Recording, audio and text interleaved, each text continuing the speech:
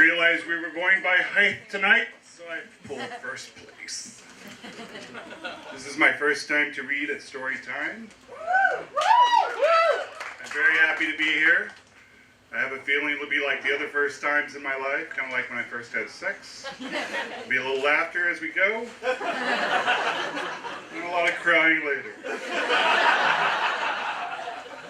Airports.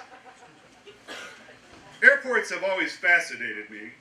When I was in high school, I would actually go to Stapleton Airport in Denver just to watch people. I loved creating backstories about people, and airports are an ideal place for that little game. It's not as fun now. Only the passengers are allowed in the terminals. Before, there was a heightened sense of emotion. People getting on a jetway, separating from family and friends, saying goodbye for determined amounts of time. Some not knowing when they would be coming back or when they would return.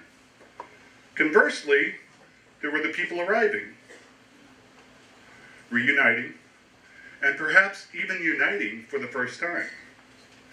Tears of joy and pain saturated the air. When that aspect shifted to the security area, I think we all focus more now on how shitty everything is being run in an airport. We turn our attention away from the pain of departure and the joy of arrival and lock in on interesting ways we can kill businessmen. Maybe that's just me.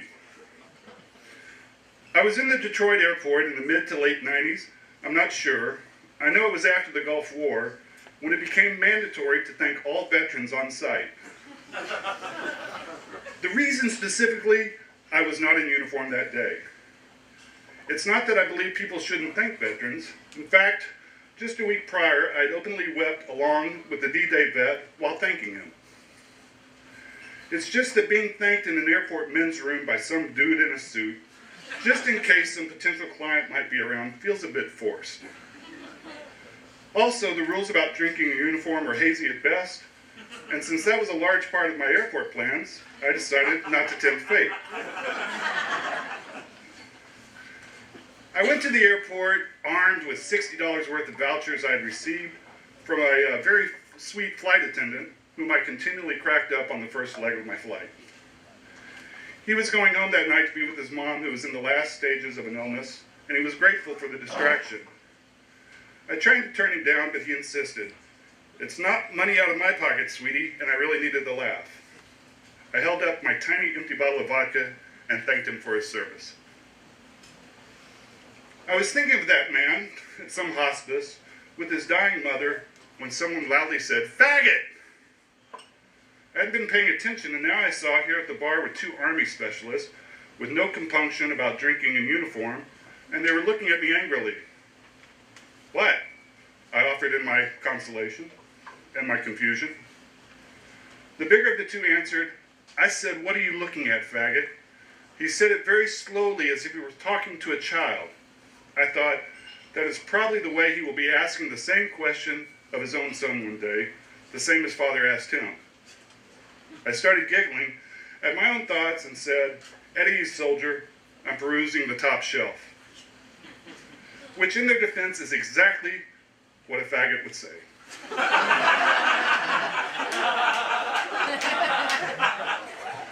They rolled their eyes at one another when suddenly a new person entered this verbal surprise party, and the surprise is exactly what he was. He was a disheveled, middle-aged, balding white guy, probably 5'8", 145 pounds. His clothes were too big, giving him the appearance of a man that had recently and suddenly shrunk. What was left of his hair was pointing at everything in the room simultaneously. But the thing that stood out most about this man was his briefcase. It was slightly larger than the standard briefcase. It was pretty worn. It had bits of paper sticking out pretty much anywhere it could stick out, leading to me to believe it was actually full of paper rather than children's modeling clay for which, according to the label, the case was intended. "That is not nice," he yelled. The two soldiers took in the spectacle of the man and decided they should get back to their game. On their way out, one feigned to move towards me to get me to flinch. It didn't work. Not because I was that cool, but because I could not take my eyes off this guy with the clay case. As I walked towards the bar, he met me. He was talking. He was talking fast. He didn't pause much, and I would not be able to remember everything he said, but I will hit the highlights. Hi, I'm really sorry about that. I don't think those guys are from Detroit. Anyway, are you a faggot? I mean, gay? Sorry. No. Well, I don't care one way or the other. I see you have Einstein on your shirt, and that's probably why they called you a faggot. They don't seem too bright. You know, Einstein's wife did a lot of research for these theories, but she gets no credit. It's a shame, really. Can I buy you a drink? I'd been overwhelmed into a stunned silence. Sir? He asked. Oh, no, I'm okay. I have vouchers. Thank you, though, I said. No problem, he replied. Do you mind if I sit with you? Not at all, I said excitedly. Please, do in fact.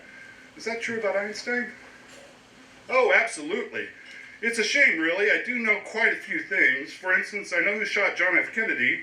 Also, my name's not Rapid, but it's sort of a code name. Hold on, look at me for 1 second. Kennedy. He said this rather loudly, but I didn't check to see if anyone had noticed. I had my eyes locked on his.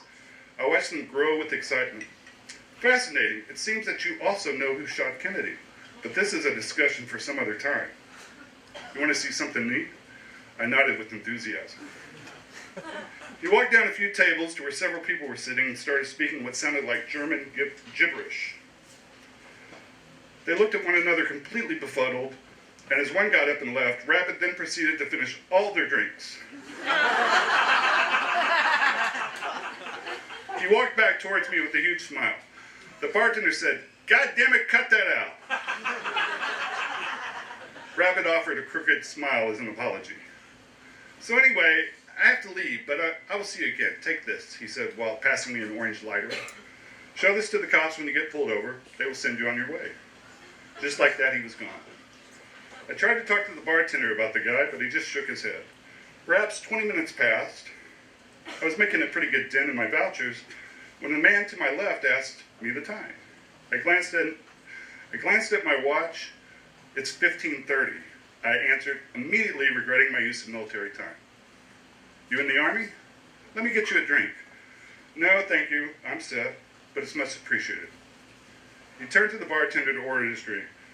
I looked at him in the mirror, typical business shithead. Blue suit, red tie, reeking some god-awful cologne he thinks is attracting shithead women. But in actuality, it's probably that Rolex. Wait, Rolex? Why did he ask me for the time? He saw that I was looking at him in the mirror. He smiled at me. I was once again stunned. He set his modeling clay briefcase on the bar stool before him. Good work, Einstein. I started laughing as he slammed his drink and disappeared into the crowded airport. I used to love airports. Anything could happen. Stupid terrorist.